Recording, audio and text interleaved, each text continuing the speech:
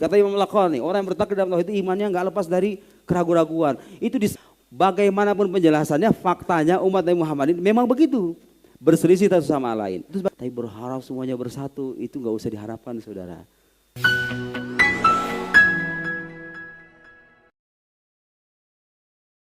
Bismillahirrahmanirrahim. Assalamualaikum warahmatullahi wabarakatuh. Waalaikumsalam warahmatullahi wabarakatuh. Ya. Sebelumnya jazakumullah khairan katsiran atas ilmu yang telah dijabarkan begitu jelas. Nama saya Muhammad Hamzah Al-Faruq dari Cimahi, pekerjaan sebagai guru dan alhamdulillah guru akidah juga. Masya Allah. Dan ini soal, wahid soal. طيب عايز تحدثني بالعربية أم الإندونيسية أم السندوية؟ أيوة. أنت مخير يعني بين 3 لغات. كله يمكن. أي كل ما في مشكلة. لكن هؤلاء لا يفهمون. أنت تفهم وهؤلاء لا يفهمون. هو الفائدة يعني. Saya punya satu soal Ayo. yang sangat penting bagi saya karena kami pun adalah guru akidah di pesantren. Ini terkait dengan mungkin tidak membahas apa yang tadi Ustaz jelaskan karena itu sudah sangat jelas sekali. Tapi ini berkaitan dengan kondisi umat saat ini yang dimana memang penuh sekali dengan perbedaan yang tentu perbedaannya adalah sunatullah sebenarnya. Terkhusus dalam akidah jika kita melihat di media sosial terutama di mana banyak sekali asatid yang berdebat tadi. Terkhusus misalkan dalam akidah Asy'ari ataupun akidah Atsari atau Wahabiyah, apakah mungkin ada titik temu? Karena kami pribadi pun ketika membaca semua sumber baik itu dari kalangan Atsari ataupun dari Asy'ari, semuanya itu sebenarnya memiliki titik yang sama. Bahkan secara logika itu sama. Mungkin yang membedakan tuh pemahaman dari ayat-ayat sifat, terkhusus ayat-ayat mutasyabihat yang dimana di situ akhirnya perbedaan pendapat ta'wil atau tafwid. Apakah bagaimana sikap kita? Terus kami pribadi terkadang mudabdab, terkadang aduh ini bagaimana menyikapinya? Mudabdabina baina dzalik. Ketika kami di Sudan itu belajar Asy'ari. Di Sudan? Iya. Insyaallah. Anta Asy'ari yani? Wa ana Asy'ari, wa ana Azhari. Wa anta Sudani, ana Azhari. Wahadana al-Islam. Nah, Anta Sudani wa ana Azhari lakin wahadana al-Islam. Sah. tapi apakah mungkin bagaimana caranya agar umat Islam itu kembali bersatu? Karena ini yang menjadi kecemasan saya, bagaimana mungkin Islam akan bersatu atau akan maju, sedangkan dalam masalah ini mereka berbeda dan saling caci maki satu sama lain. Dan ini tentu saya harus bukan memilih ya, harus berpegang teguh dengan apa yang sudah kami pelajari. Seperti itu, Ustaz. Karena kedua-duanya ulamanya soleh semua, Ustaz. Iya. Jazakumullah khairan katsiran. Wajazak. Begini saudara, gak usah mengharapkan orang Islam bersatu semuanya, gak mungkin. Kecuali nanti di masa mau menjelang hari kiamat tuh. Al-Mahdi al-Muntadhar ya kan. Tapi kapan itu muncul? Allahu a'lam. Sampai kapanpun orang Islam ini memang ya begitu sunatullahnya. Kan ada sebuah hadis dalam riwayat Nabi ditawari umatnya yang 5 hal itu. Kemudian diantaranya itu Nabi minta supaya umat itu disatukan. Allah nggak mengabulkan. Makanya faktanya sekarang begitu. Bahkan ada sabda Nabi mengatakan kelak umatku akan terpecah ke dalam 73 golongan ya kan. Ada ulama mengatakan apakah 73 beneran atau hada yadul alal kathrah atau menunjukkan banyak. Bagaimanapun penjelasannya, faktanya umat Nabi Muhammad ini memang begitu. Berselisih satu sama lain. Terus bagaimana sikap kita? Berusaha menyatukan yang sifatnya berbeda-beda selama perbedaan tidak mendasar boleh dan itu kadang-kadang harus. Tapi berharap semuanya bersatu itu nggak usah diharapkan saudara. Bukan saatnya sekarang. Ya, gimana lagi Allah pengennya begitu ya kan? Tugas kita sekarang menjelaskan yang benar, mengoreksi yang salah, selesai. Sampaikan ke orang, begini, yang benar begini sama orang Salafi Wahabi, jangan bilang Allah itu punya tangan. Ilahiyat laka aidina, kata mereka begitu. Jangan bilang Allah itu bertempat di atas langit. Tapi kan ada pertanyaan tuh di hadis Sahih Bukhari, aina Allah? Iya, aina itu maknanya bisa ya dulu alal makan, bisa ya dulu alal makanah. Bisa jadi tempat, bisa jadi kedudukan. Sama kayak Anda bertanya, bagaimana engkau memandangku? Engkau berada di dalam hatiku. Apakah artinya pacar Anda bertempat di sini? Nah, kedudukan dia itu istimewa di sisi saya. Ya kan? Kalau ada pertanyaan aina Allah dalam hadis, makna itu bukan menanyakan tempat. Karena Allah tidak bertempat. Dan gak masuk akal coba Allah bertempat itu gimana ceritanya? Katanya Allah ada di langit. Terus sebelum ada langit Allah ada di mana? Ayo. Kan bingung dia akan jawab gimana. Masa sesuatu yang qadim, yang tidak bermula, ada pada sesuatu yang bermula pada langit? Mustahil, secara akal mustahil. Masa ada sesuatu yang tidak memiliki permulaan bertempat pada sesuatu yang memiliki permulaan? Lah sebelum dia ada itu di mana itu? Jadi salah saudara, akidah yang mengatakan Allah bertempat di langit itu. Allah bertempat dalam arti duduk di atas arus kayak begini, kayak raja begini. Itu anak kecil kayak begitu. Pernah saya ditanya sama ada ibu-ibu bilang sama saya, Pak Ustadz gimana itu katanya, anak saya itu berharap-harap jadi Tuhan katanya. Pengen jadi Allah gara-gara nanya, mama Allah itu adanya di mana? Di sana nak, Allah itu ada di ketinggian sana. Salah jawab, begini nunjuknya ketinggian sana. Ya sudah kalau gitu pengen jadi Allah saja. Salah jawaban. Kalau ditanya di mana Allah, jawabannya apa? Jawabannya menyalahkan pertanyaan itu. Di mana Allah? Allah tidak bertempat. Allah munazzah anil ainiyah. Aina Allah? Allah munazzah anil ainiyah. Allah di mana? Allahu munazzahun anil ainiyah wala yataqayyad bizaman walaysa bijauhar walaysa bi'arad. Bisa enggak akidah yang mengatakan Allah tidak bertempat mencari titik temu dengan orang yang mengatakan Allah bertempat? Gak bisa, mau gimana pun. Tapi ada titik temu antara kita dengan mereka? Ada, percaya Allah itu ada. Ah, udah gitu aja. Allah itu ada. Allah Maha Esa, Allah Maha Esa. Allah berkuasa enggak? Berkuasa. Ada titik temu mah ada gitu ya. Tapi masalah-masalah beginian ini ya udah susah itu cari titik temunya. Mereka ngotot kayak begitu. Mau gimana lagi kan? Kita mengingatkan. Tapi kan ada yang katakan yadullahi fawqa aydihim. Yad itu maknanya tangan dan gak boleh bertakwil. Saudara, itu orang-orang yang mengatakan takwil sifat Allah itu bid'ah. Tahu nggak? Dosen saya di Al-Azhar itu ngarang buku khusus. Judulnya itu Ta'wilus Salaf li Sifatillah. Download di internet. Penakwilan kaum salaf terhadap sifat-sifat Allah. Jadi generasi salaf Ibn Abbas, Imam Tobari, Imam Bukhari, imam-imam besar itu mentakwil itu biasa, itu mazhab ahli sunnah juga. Ada mazhab takwil, ada mazhab tafwid. Jadi kalau nemu ayat-ayat di Quran yang seolah-olah menunjukkan Allah itu punya tangan, punya mata, wa yabqa wajhu rabbika dzul jalali wal ikram. Ibn Abbas dalam sebuah riwayat mengatakan wajah itu bukan wajah kayak begini tapi zat. Takwil bukan, takwil. Ibn Abbas, ada riwayatnya itu. Seingat saya Ibnu Abbas atau mungkin sahabat siapa nanti dicek di kitab hadis. Yang jelas ada sahabat mengatakan wajah itu adalah arti zat, maujud hadza fi kutubit turath. Ada gitu ya. Mereka pengen bukan zat, enggak mau mentakwil karena itu bukan mazhab salafus saleh. Kata siapa? Anda belajar di mana? Saya belajar akidah dan tahu itu. Mau yang bertakwil ahlu sunnah, yang mufawwid itu yang mana ya begini. Kalau nemu ayat-ayat begitu mereka mengatakan kita serahkan makna seutuhnya kepada Allah. Yang jelas bukan mana hakikinya. Kalau Allah dikatakan punya yad artinya mana hakiki tangan, ya berarti Allah jarihah dong. Anggota tubuh dong. Tajsim itu namanya. Anda menyebutkan Tuhan dengan makhluk. Sementara Allah mukhalafah lil hawadith. Allah berbeda dengan makhluk. Min syatan nawahi, dari semua sisi. Gak bisa Anda mengatakan Allah punya tangan. Kayak kita punya tangan. Allah tangan apa itu yang dimaksud? Tangan mana hakiki atau majazi? Kalau mereka mengatakan mana hakiki, khalas anta waqata fi tajsim. Terjatuh dalam tajsim, menyebutkan dengan Tuhan dengan makhluk. Tapi kalau dia katakan enggak, mana majazi? Khalas anta mal asy'ariyah. Kamu sama kita dong, sama-sama mentakwil dong. Tangan artinya kuasa, rahmat. Itu mazhab semuanya ahlus sunnah, jangan dikeluar-keluarin seenaknya. Ya, jangan ikutin itu mazhab-mazhab yang begituan itu. Udah banyak contoh-contoh kekeliruannya. Ya, buku-buku yang bahas Wahabi udah banyak seabrek-abrek. Bahasa Arab, bahasa Indonesia juga mungkin banyak ya. Walhasil begitu, ada titik temu ada menyangkut usul. Yang menyangkut ba'dul musykilatil aqaidiyah, masalah-masalah akidah itu enggak ada titik temunya. Ya udah mereka salah dan kita bisa membuktikan kesalahannya, ini yang benar begini. Selesai. Sampaikan yang benar, koreksi yang salah, tugas Anda selesai. Bukan tugas Anda menyatukan semua orang Islam semuanya satu terus, bukan. Anda bukan Imam Mahdi. Nabi juga bukan. Wali juga bukan. Siapa Anda? Saya hanya seorang guru, tugas saya menjelaskan, selesai. Guru yang sungguhan ya. Jangan ketawa, udah biasa aja. Ayo cerita. Ada lagi? Soal akhir. Ya, siap. Boleh. Sebentar. Iya. Banyak.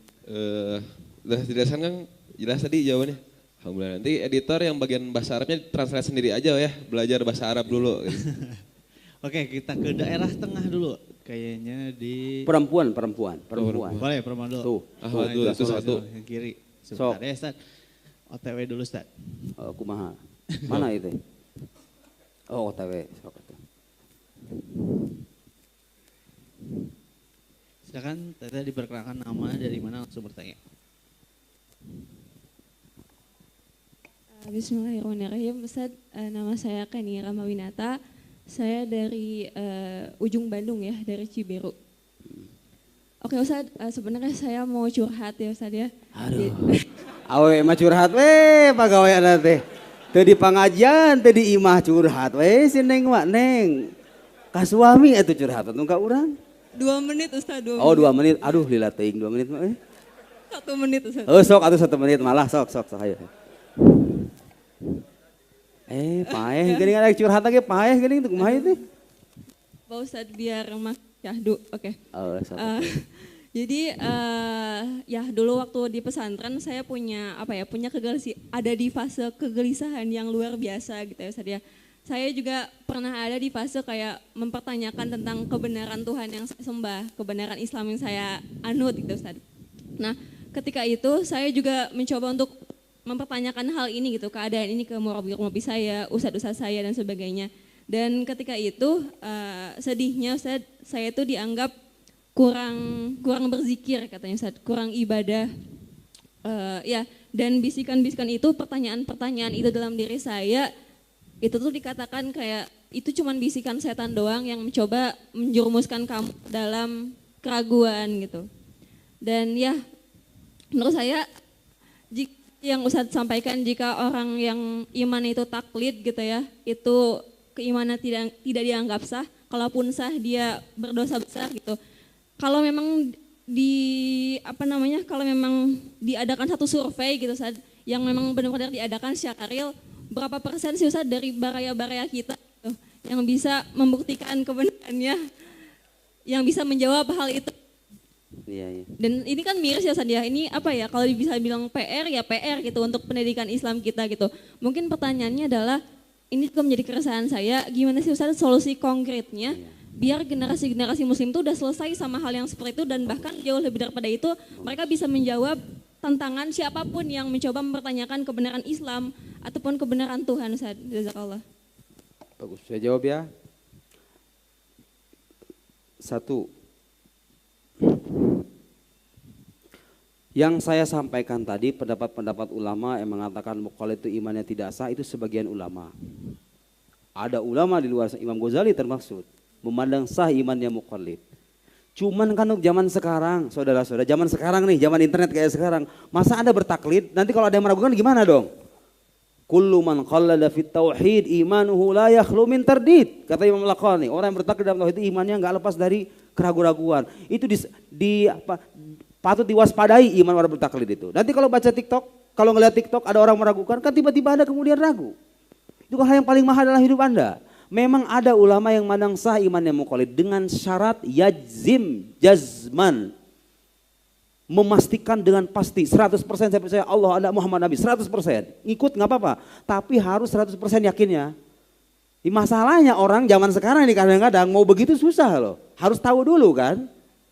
Jadi saya nggak menafikan ada ulama yang mandang sah, dan memang sekarang kalau kita lihat orang muslim kebanyakan rata-rata bertaklid. Makanya kita harus mewanti-wanti dengan menyertakan pendapat-pendapat seperti tadi.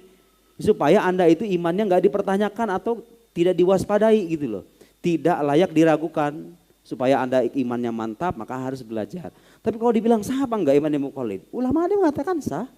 Saya nggak menafikan itu, Imam Ghazali termasuk. Asalkan meyakini 100%. Oke, jelas, itu jelas ya. Tapi ingat konteks kita sekarang beda dengan zaman dulu. Orang dulu nggak megang internet Pak. Sekarang mah Facebook, Instagram, TikTok, itu orang tuh sampah semua, kotoran-kotoran tuh ada numpuk di situ semua ya kan? Ya kita bersihin dong, kita bikin filter supaya kalau ada orang saudara nih, saya pengalaman pribadi nih, saya dulu belum pernah belajar ilmu kayak gini nih, ilmu logika ini. Saya dulu kalau baca orang-orang liberal, orang-orang ateis itu kadang-kadang saya tahu ini masalah nih, tapi saya nggak tahu gimana cara jawabnya. Jadi dulu saya kayak begitu tuh. Baca kayak begitu, ya salam, setelah saya belajar, diajarin ke orang, ditulis lagi. Ya Allah, baca sebaris begini, 1, 2, 3, 4, 5, selesai. Itulah gunanya belajar ilmu logika itu. Belajar ilmu akidah itu begitu. Logika, akidah itu fondasi keberagaman kita. Sehatkan logika Anda, mantapkan akidah Anda. Iblis sekalipun datang kepada Anda gak bakal ragu itu. Wa hatta iblis lau allafa mu'allafan, yusyakik fi i'tiqadik lan tasyuk. Iblis datang dengan karangan meragukan keimanan Anda sudah mantap logika, mantap akidah, punya ulama yang benar, berzikir kepada Allah, mendekat diri kepada Nabi, iblis 1000 iblis sekalipun. Alfi failasuf mulhid, 1000 para filosof ateis datang kepada Anda, gak bakal bisa. Itulah iman. Kalau sudah masuk ke dalam relung-relung sanubari, dia gak akan lepas. Orang tuh saudara, kalau sudah mencintai sesuatu, gak akan bisa lepas dari sesuatu yang dia cintai, benar gak? Makanya kata guru saya, kalau pengen terlepas dari kekufuran, kalau pengen terhindar dari kekufuran, caranya apa? Di samping sholat, berzikir, tahu nggak caranya apa? Kata guru saya, alladzi ya'simuna minal kufr wad-dhalal, laisa huwa kathratus shalah, laisa huwa hifdzul Quran. Kata guru saya, yang bisa menjaga kita dari kekufuran itu bukan banyaknya sholat, bukan hafalan Quran. Tahu nggak apa? Ini nih, kurangnya orang zaman sekarang nih. Ini kurangnya orang zaman sekarang nih.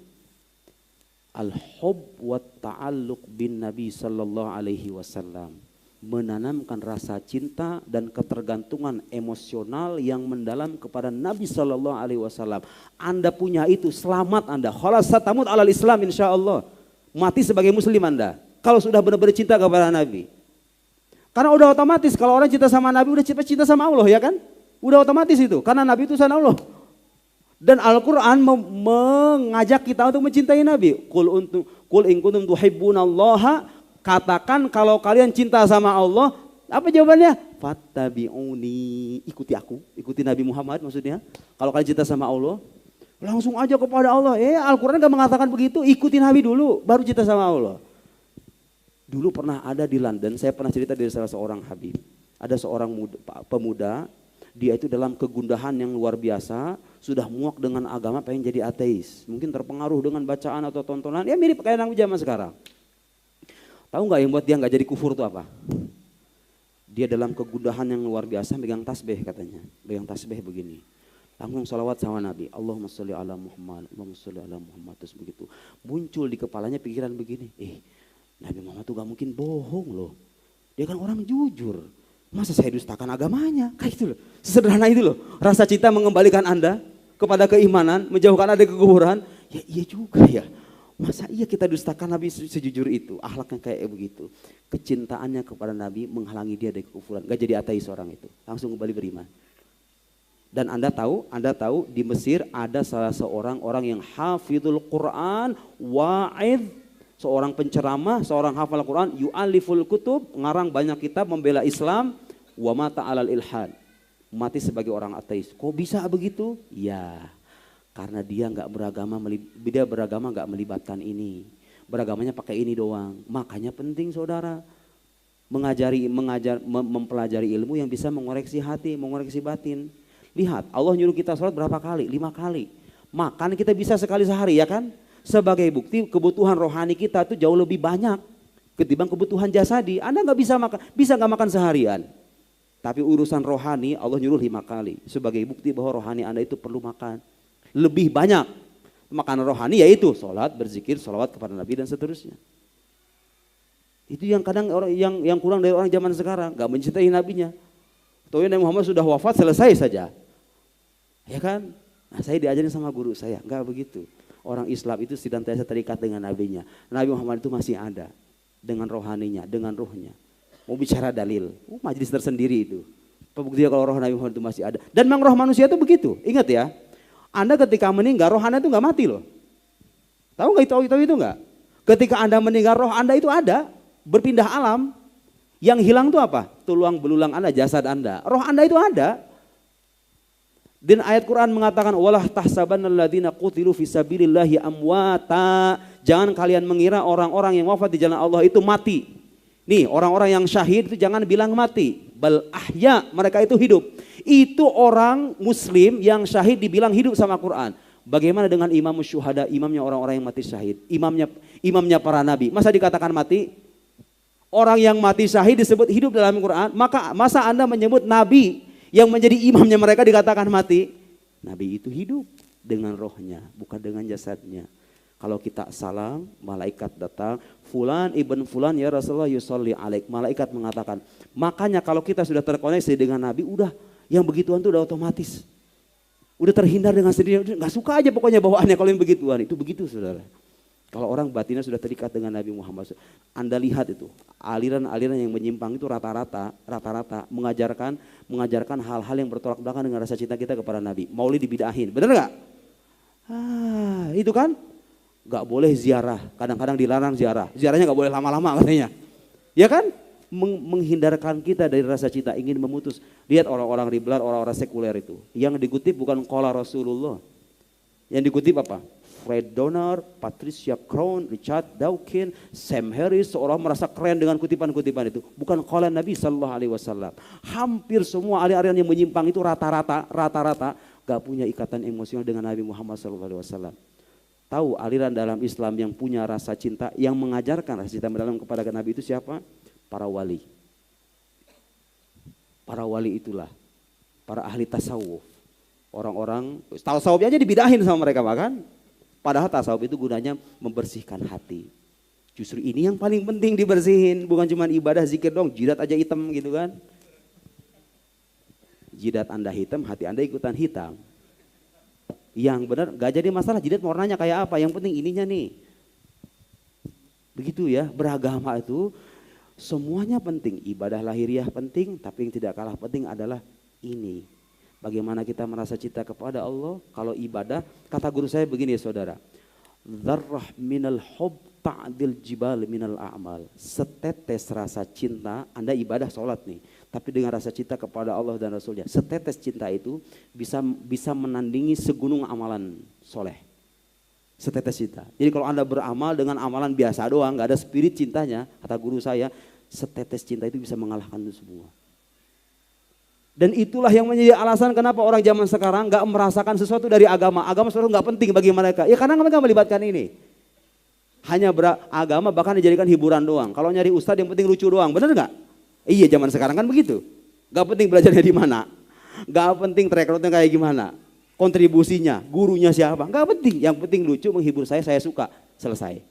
Dia ustadz saya. Nggak bisa begitu dong. Agama itu bermanfaat untuk bukan cuma sekarang doang, sampai Anda mati dibawa. Saya sering bilang, kalau kita mencari ustadz dalam agama, kalau bisa lebih jauh teliti ketimbang Anda mencari dokter. Dokter ngobatin fisik, kita teliti minta ampun kan, cari yang gelarnya banyak. Sekolahnya di mana? Dokternya Siloam apa bukan gitu kan? Kalau Siloam udahlah percaya ya kan? Karena mahal. Masa nyari ustadz yang berguna mengobati penyakit hati Anda, dokter penyakit fisik, ustadz guru agama mengobati penyakit hati, mengajar Anda cinta kepada Allah, cinta kepada Rasulnya, masa yang sembarangan? Udah gitu digajinya kecil lagi, ya kan guru itu kan?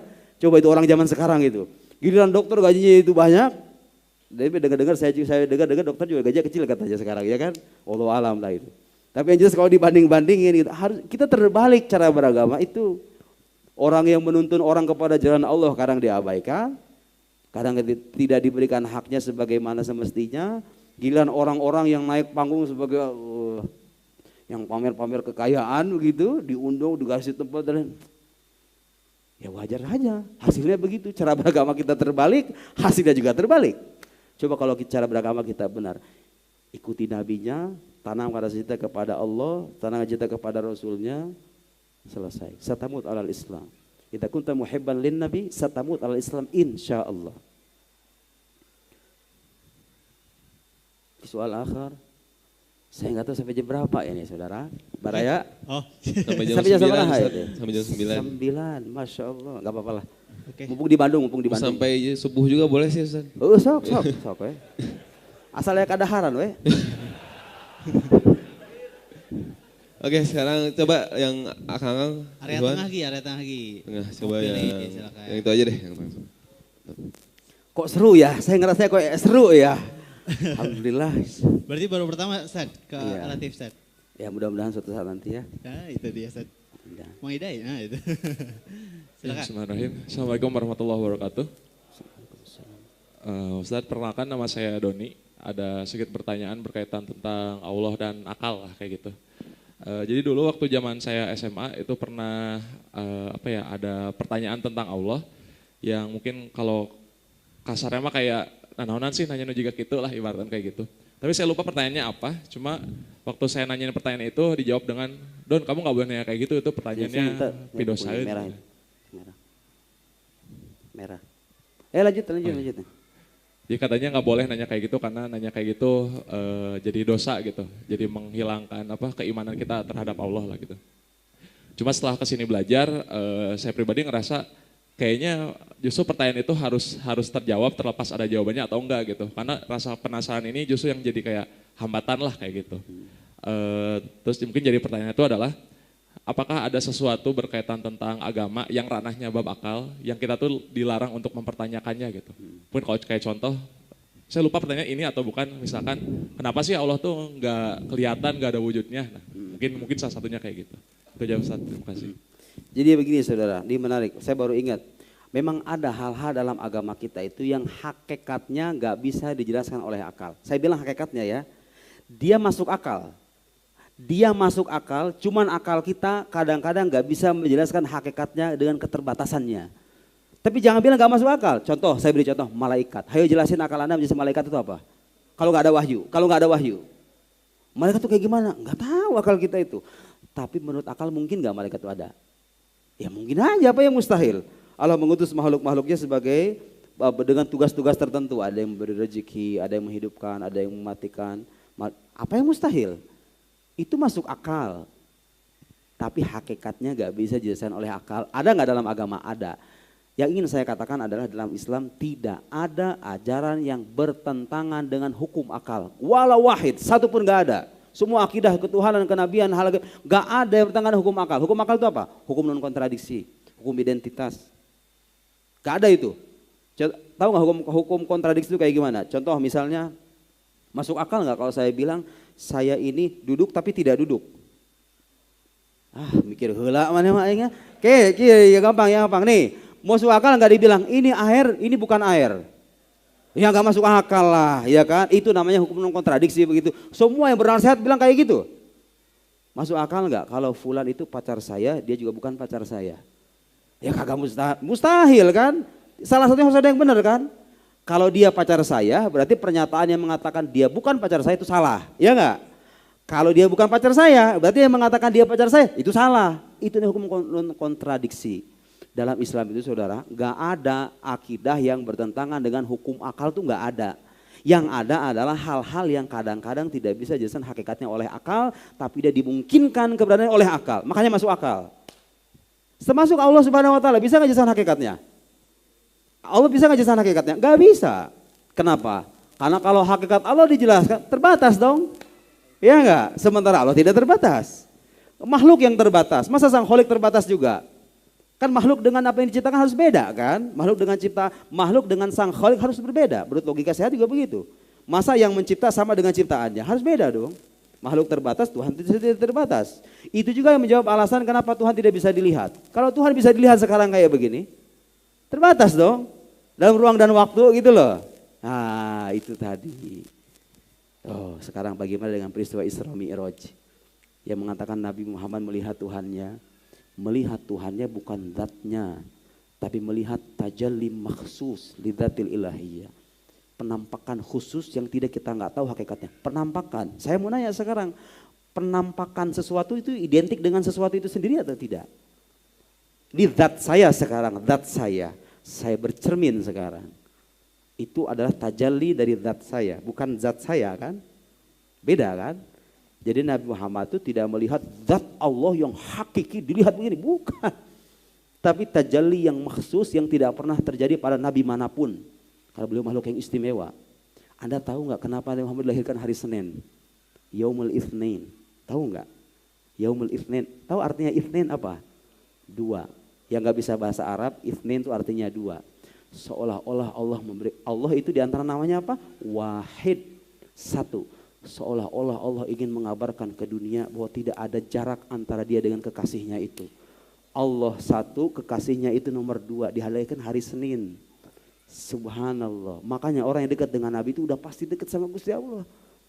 Sebaliknya orang yang jauh sama Nabi itu jauh dari Tuhannya. Biasanya begitu. Kenyataannya begitu. Ada orang-orang yang mati dengan kekufuran gara-gara gak mencintai Nabinya. Tapi saya belum pernah menjumpai ada seorang yang muhiblin Nabi, mencintai Nabi, wafat dengan kekufuran. Dan mustahil menurut akal itu. Masa orang sudah cinta dengan sesuatu, dia tinggalkan sesuatu yang dia cintai itu. Anda punya pacar nih, cinta setengah mati, ditinggalin gak? Berbagai macam cara orang tuanya kalau bisa dipelet sekalian dia kan. Ya kan kalau kita udah cinta kayak begitu, agama juga begitu saudara. Kalau sudah kita cintai nggak akan lepas. Cintai Nabi kita, cintai agamanya, cintai orang-orang yang mencintainya. Allahumma rzuqni hubbak wa hubba man yuhibbuk wa hubba kulli amalin qarribun ila hubbik. Diajarkan kita doa kayak begitu. Baru kita akan dengan sendirinya kita akan mencintai Allah dan Rasulnya. Ada cerita saudara, di Mesir itu ini kisah nyata nih, saya nggak ngarang-ngarang. Di Mesir itu ada seorang security. Saya waktu kuliah tingkat 3 di Al-Azhar, itu ada punya teman orang Mesir penjaga toko buku. Namanya Abdullah, sampai sekarang itu orangnya masih ada. Masih dekat sama saya, suka komunikasi. Kalau pergi ke toko, saya suka minta diskon sebagai orang Indonesia ya. Minta diskon, dia suka ngasih. Waktu itu dia ngasih buku ke saya. Ya Muhammad, khud hadal kitab. Hadal kitab ya Abdullah, khud khalas iqra katanya. Udah baca aja, ambil sono. Saya bawa aja, tipis segini nih kitabnya itu, segini. Judulnya itu Anwarul Haq fi Shalah ala Sayyidil Khalq, ada di internet. Saya ambil ke rumah, dibaca di kamar, saya baca. Ya Allah, itu pengalaman rohani seorang security, dulunya seorang security. Seorang security gak punya pekerjaan apa-apa. Dia kan jaga sebuah pos gitu kira-kira. Kan kalau jaga malam gak ngapa-ngapain tuh. Daripada nganggur kata, ya saya sholawat aja yang banyak. Allahumma sholli ala sayyidina Muhammad, Allahumma sholli ala sayyidina Muhammad. Kadang-kadang katanya dalam semalam itu berapa? 10.000, 14.000 sholawatnya itu. Ya Allah ya Karim. Itu dia kisahkan tuh kisahnya. Tahu yang dia alami apa? Ketika banyak baca sholawat itu bukannya musyrik. Bukannya musyrik. Yang ada semakin dekat dengan Tuhannya. Tahu nggak apa yang dialami oleh orang itu? Dia bertemu dengan Nabi SAW. Nabi mencium keningnya. Laqad raditu anka ya fulan. Aku sudah ridho kepadamu wahai fulan. Allah berikan ilham kepada orang ini menulis kitab sholawat. Padahal dia gak pernah belajar di fakultas bahasa Arab dimanapun. Tapi nulis kitab tentang sholawat kepada Nabi, gubahan sholawatnya. Suatu ketika dikasih ke profesor fakultas bahasa Arab. Kitabnya beliau ini. Dikasih ke profesor bahasa Arab, mereka terkaget-kaget. Kamu dari mana bisa nulis kayak begini? Bahasa dengan seindah, sedahsyat ini. Ya dia dari ilham dari Tuhannya, dengan terus-menerus mendekatkan diri kepada Nabi, dapatkan ilham dari Tuhannya, dia sebegitu. Di kemudian hari saudara, orang ini jadi apa? Jadi wali besar. Punya yayasan, pokoknya jasanya luar biasa. Jadi orang alim beneran, jadi orang alim itu dia security itu. Coba lihat, Nabi Muhammad itu kalau sudah didekati, orang yang paling hina sekalipun bisa jadi mulia. Security nggak hina ya, security nggak hina. Saya ingin mengatakan bahwa profesi yang kadang dianggap sepele sama sebagian orang itu, kalau Anda dekat dengan Nabi Anda mulia. Dan ada wali-wali yang kayak begitu, yang nggak kelihatan. Guru saya itu pernah bilang, saya pernah melihat ada orang soleh katanya. Saya meyakini betul dia seorang wali, tapi dia seorang security, penjaga bawab, penjaga apartemen. Tahu bagaimana mengetahui seorang wali itu? Dia punya kecintaan mendalam kepada nabinya, kecintaan mendalam kepada Allahnya, kepada Tuhannya. Dan tentu yang mengetahui wali itu hanya wali juga ya kan? Ada vibes tertentu gitu yang dirasakan. Orang kayak kita mah gak bakal bisa. Lihat saudara, saya setelah baca buku itu penasaran, pengen tahu gitu loh pengalaman spiritual apa yang akan saya dapat. Kalau saya sholawat kayak begitu, saya amalin. Saya kadang sholawat sehari itu 10.000, 11.000 gitu. Saya ceritakan ini supaya motivasi. Kalau Anda pengen hidup Anda berubah kayak begitu. Tahu apa yang saya rasakan? Pengalaman saya, spiritual saya, sholat, nyuci piring, sholawat. Mau pergi kuliah 1 jam di bis kan, pulang balik 2 jam lumayan. Bisa 2.000, bisa 4.000 begitu kan. Pulang dari sana sholawat lagi, baca buku sambil sholawat begitu. Allah sampai 11.000. Ya Allah, yang saya rasakan itu apa? Dunia ini seolah rasanya kecil, tidak ada beban, kecil semuanya, gak ada beban hidup sama sekali. Rasanya sejuk dan tenang batin itu. Rasanya, kalau mau ibadah itu rasanya enteng. Kalau maksiat rasanya susah. Kalau kita kebalikannya kan, ibadah susah, maksiat gampang, benar gak? Karena iman kita lemah. Orang kalau imannya kuat begitu, ibadah enteng, mau maksiat susah. Seolah-olah kalau kita bingung, itu kayak ada bisikan. Udah kamu jangan pilih ini, pilih yang itu aja. Jadi punya guide dalam hidup. Karena Nabi itu masih ada. Nabi itu membimbing umatnya yang mau dibimbing. Ya, dengan apa? Dengan rohnya. Roh Nabi itu tidak terikat dengan waktu dan tempat. Ada umat Nabi di Australia, ada di Inggris, ada di Indonesia. Semuanya umat Nabi dibimbing kalau Anda dekat dengan Nabi Anda. Itu yang saya rasakan. Setelah itu baru saya ketemu sama seorang guru. Dulu saya pengen tahu guru yang kira-kira layak saya jadikan pegangan gitu. Kalau saya lagi bingung, subhanallah, saya minta sama Allah ditujukan kepada saya guru yang benar-benar bisa saya jadikan pedoman dalam hidup saya. Dalam suatu malam saya bermimpi ketemu orang itu. Dalam mimpi itu kemudian beliau menggunakan baju putih. Kemudian beliau membacakan seolah sebuah kitab, saya duduk di hadapan beliau, membacakan kitab itu. Gurunya itu namanya Syekh Yusri Jabar, ulama besar di Al-Azhar. Mungkin sebagian Anda tahu. Subhanallah, di hari Jumat tanpa saya rencanakan, waktu itu saya kok bisa pas pakai baju putih. Selesai sholat asar, beliau selesai sholat baca wiridan, Maulana urid an ubayyat. Saya ingin membaiat Anda sebagai Syekhut Tariqah gitu ya. Bayat Anda. Kemudian kata beliau itu apa? Khud hadza kitabul aurat. Dikasih buku wiridan, buku wiridan tarekat beliau itu, ini katanya amalin ini. Wallahi fiha kullul asrar. Di dalam kitab ini ada sekian banyak rahasia-rahasia, kamu amalin aja. Persis seperti mimpi yang saya dapat gara-gara saya banyak baca salawat sama Nabi. Hidup saya terbimbing. Hati saya tenang, sejuk, melihat masalah itu semuanya kecil sekecil-kecilnya. Gak ada, kayak gak meaningless dunia itu kayaknya. Susah digambarkan kalau perasaan itu kan. Nah makanya saya berwasiat kepada Anda yang kebingungan, Anda yang merasa hatinya gelisah, kecewa berlebih kepada makhluk, banyak membaca sholawat, nanti lihat hasilnya. Gak usah omongin ke saya, rasain aja. Orang yang mendekat, orang yang hatinya dekat dengan Nabi pasti akan dekat dengan Allah. Tapi sebaliknya orang yang tiap hari saya ingin berkata diri kepada Allah tanpa melalui Muhammad SAW biasanya nggak sampai-sampai. Karena Al-Quran mengajarkan begitu. Beliau sebagai perantara kita, ingat menjadikan Nabi sebagai perantara tidak musyrik. Karena kita tidak mempertuhan Nabi Muhammad. Kecuali kalau ada mempertuhan, suka ada orang menyamakan kayak orang jahiliyah katanya. Menjadikan patung-patung sebagai perantara menuju Allah, ya enggak? Atu beda kehed eta mah. Dia mah menjadikan patung sebagai Tuhan. Ya iya kan, orang jahiliyah itu menjadikan patung sebagai perantara sekaligus itu Tuhan. Manat, Lata, Uzza itu Tuhan. Orang Islam kalau pergi ke kuburan para wali berdoa. Doanya sama Allah, bukan sama wali. Doanya sama Allah, terus kenapa berwasilah dengan para, ya emang kenapa? Dia orang soleh, kita harapkan menjadi perantara kita menuju Allah, Tuhan kita sama. Gak ada orang Islam Anda tanya ziarah itu, mau kemanapun, Anda menyembah kuburan ini apa enggak? Gak ada yang menyembah kuburan kan? Ada nggak ada penyembah kuburan sini semuanya? Nggak ada kan? Nggak ada. Itu hanya waham, hanya ilusi mereka saja. Orang-orang ziarah kubur bertawassul itu disangkanya musyrik. Ya musyrik kalau kita menyekutukan mereka, kalau kita menganggap mereka sebagai Tuhan. Dan nggak ada orang Islam mengatakan begitu. Umatnya Nabi Muhammad itu dijaga dari kemusyrikan. Secara umum ya, secara umum jaga kemusyrikan. Nabi itu tidak khawatir. Tahu dalam hadis Nabi mengatakan apa? Wallahi masyirku akhafu alaikum. Demi Allah aku tidak mengkhawatirkan kemusyrikan kepada kalian. Tahu yang dikhawatirkan Nabi itu apa? Ad-dunya antanafasu fiha. Yang aku khawatirkan itu dunia, kalian berlomba-lomba, saling bersengketa, saling sikut gara-gara dunia itu. Terjadi nggak sekarang?